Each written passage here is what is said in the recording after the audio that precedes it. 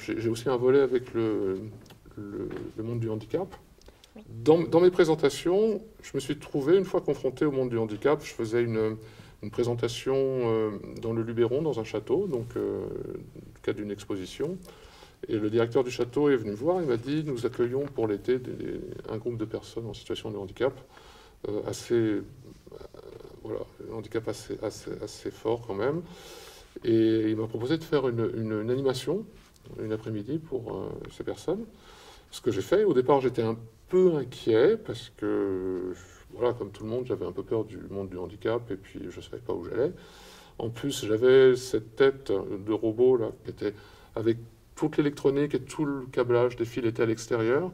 Ce qui fait que ça le rendait très très fragile. C'est-à-dire qu'un coup de geste comme ça, on pouvait arracher tous les fils et c'était des heures à remettre en place parce que bon, c'était compliqué parce que c'était du bricolage et du bidouillage que j'avais fait.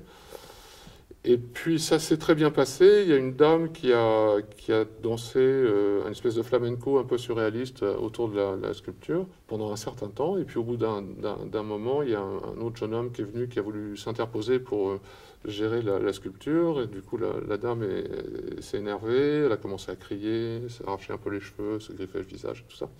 Donc j'étais un peu inquiet. Les accompagnants ont écarté le jeune homme. Et puis, ils ont laissé la dame danser quelques minutes. Et puis, au bout de quelques minutes, son accompagnant est allé la voir et dit « Bon, maintenant, il faut que tu arrêtes, il faut que tu laisses la place aux autres, etc. » Et elle s'est arrêtée, elle m'a regardé, et elle s'est mise à courir vers moi. Alors moi, je lui dis « Oh, qu'est-ce qui se passe ?»